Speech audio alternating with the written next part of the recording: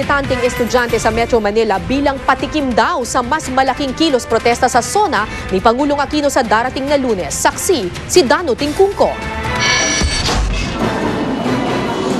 Sabay-sabay na pagdapa o planking ang patikim na protesta ng League of Filipino Students ay ikakasa nilang mas malaking pagkilos sa mismong araw ng State of the Nation address ng Pangulo. Panay siya sabi na tayo ang boss niya. Pero anong sinasabi ng gobyernong ito? Wala siyang ginagawang aksyon para tutulan yung pagtataas ng mga matrikula. Karapatan ng mamamayan! Edukasyon! Edukasyon! Sa Menjola rin sana ang tungo mula Espanya ng mga estudyanteng nag-walk out sa kanilang mga klase pero hinarang sila ng mga pulis.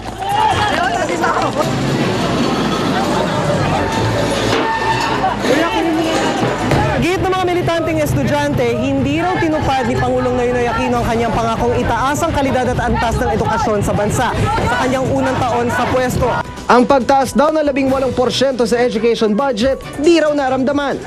Hindi totoo na tumaas in-adjust lang sa inflation. Pero yung substantial increase, wala tayo nakita.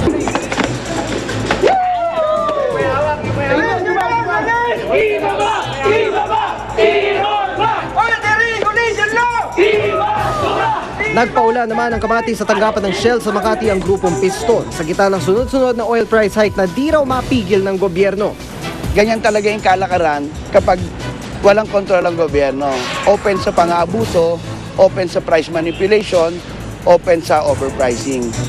Kasado na rin daw ang tigil pasada ng grupo sa Southern Tagalog bukas na masusundan pa umano habang nalalapit ang araw ng SONA ng Pangulo.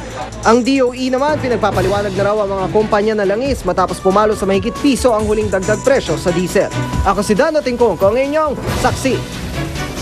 Balikan natin ang issue tungkol sa paglantad ni Lintang Bidol. Narito ang aking ulat kaugnay sa pinabubuong Fact-Finding Commission ni Senador Cheese Escudero. The gravest thing that you have done is you have stolen the presidency, not once, but twice! Sinong makakalimot sa pahayag na ito ng kabiyak ni Fernando Poe Jr.? Galit na nag-ugat sa paniwalang dinaya ang kanyang asawa ni dating Pangulong Gloria Macapagal Arroyo sa 2004 presidential elections. Paulit-ulit man ang paggiit noon ni Arroyo na lehitimo ang kanyang pagkapangulo, nalagay pa rin siya sa sentro ng kontrobersya lalo na nang lumabas ang tinaguriang Hello Garcia recording. I am sorry.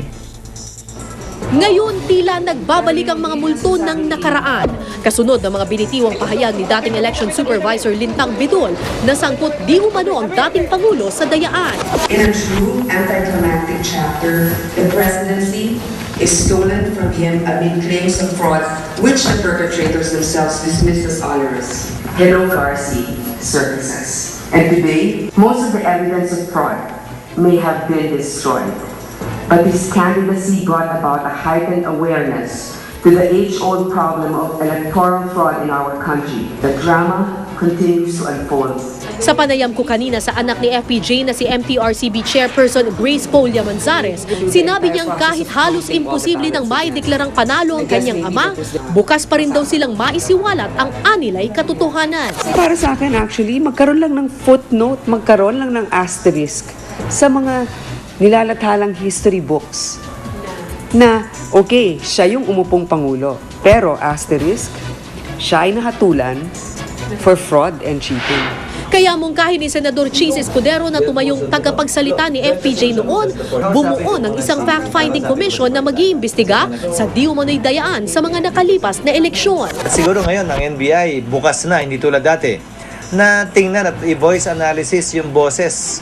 Marami naman pwedeng pagkomparahan sa mga talumpati ni GMA. Kung kay GMA nga ba yun at kung kay Garcia nga ba yun. Si Senador Panfilo Lacson naman na isa sa mga nakakuha ng zero sa Maguindanao noong 2007 elections at kumandidato rin sa pagkapangulo noong 2004, umaasa raw na makikipagtulungan si Bedol, gayon din si Nazaldi Ampatuan at Virgilio Garciliano para lumutang na ang katotohanan sa mga nangyari sa mga nakalipas na eleksyon. Ang palasyo, katotohanan din daw ang habol, lalo na kay Bedol. The important thing is to know the truth pa rin. Especially on the 2004, if he has any knowledge of any electoral fraud during the 2004 elections, that is something I think he owes to the Filipino people to reveal. Pero Pero giit ni Attorney Romulo Macalintal na naging election lawyer noon ni Arroyo, sakali mang may makitang pananagutan, hindi na raw pwedeng singilin pa ang dating Pangulo kung 2004 elections ang pag-uusapan. Prescribed na kasi yung 2004 elections. 5 years. Ako po si Cara David, ang inyong saksi. Kaugnay pa rin ng nalalapit na SONA, sisimulan ng saksi ngayong gabi ang serye ng mga ulat ng pagbabalik tanaw sa unang taon sa pwesto ni Pangulong Noynoy Aquino. Ang mga pinakamalaking kwentong politikal na sumubok sa ugnayang panloob at panlabas ng bansa. Sa saksi, special report na ito.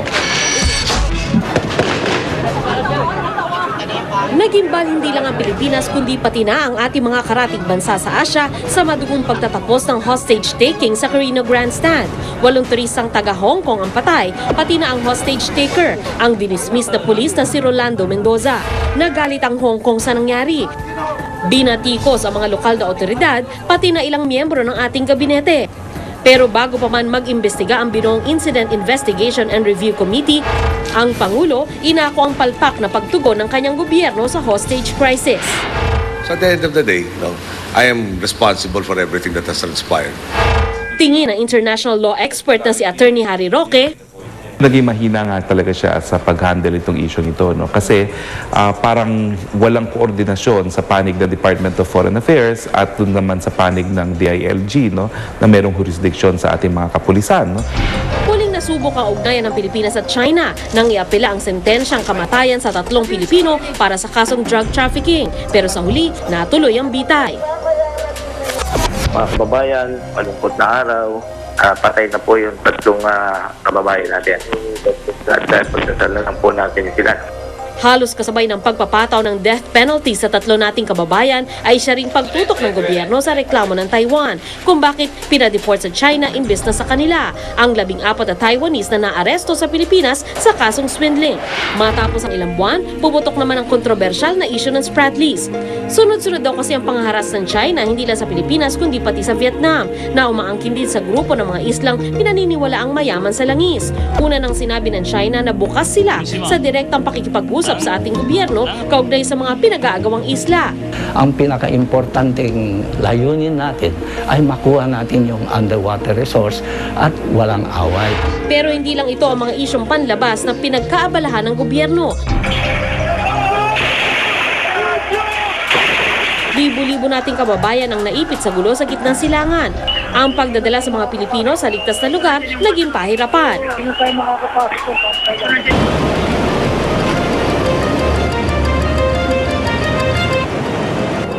Ilan din nating kababayan ang apektado sa tripling trahedya sa Japan, lindol, tsunami at nuclear meltdown. Mabilis na kumilos ang ating DFA para iligtas ang mga Pilipino roon mula sa nuclear radiation. Kung patungkol naman sa pamamahala sa bansa, mismong ang Pangulo ang nagsabi nung siya'y nangampanya, kung walang kurap, walang mahirap. Slogan na naging pangako sa kauna-unahan niyang State of the Nation address. Sa administrasyon po natin, walang kota-kota, walang tompats, ang pera ng taong bayan ay gagastusin para sa taong bayan lamang. Kaya naman ang numero 1 niyang executive order ang pagbuo ng Truth Commission na layong imbestigahan ang mga di umano'y katiwalian ng Administrasyong Arroyo.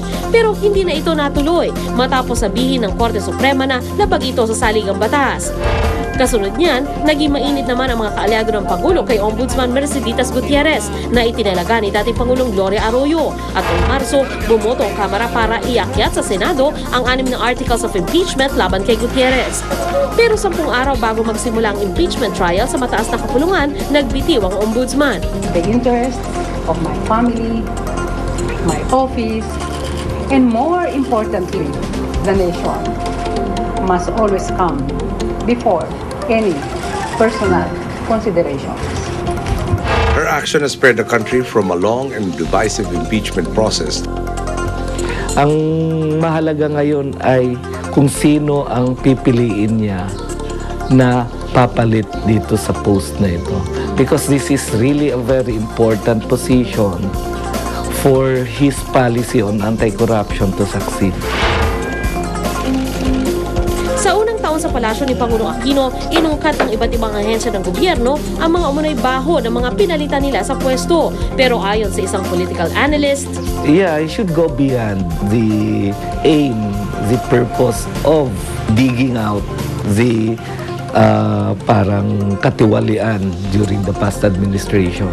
nitong Hunyo, bumuwelta ang oposisyon. Naghain na resolusyon sa Kamara si ngayon Congresswoman Arroyo at kanyang mga kaalyado para imbestigahan ang kawalan umano ng aksyon ng Pangulo sa mga palpak umano niyang KKK o sa kaibigan, kaklase at kabarilan. Kabilang dito si LTO Chief Verina Torres na nasangkot sa gulo ng Stratcom, ang IT provider ng ahensya.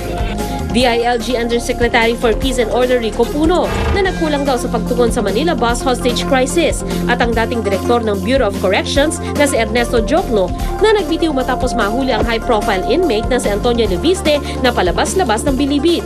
Sabi ng palasyo, nasa kamay na raw ng Kongreso kung iimbestigahan nila ito. Pero ayon sa mga eksperto, yung sinasabing KKK, hindi issue yun eh.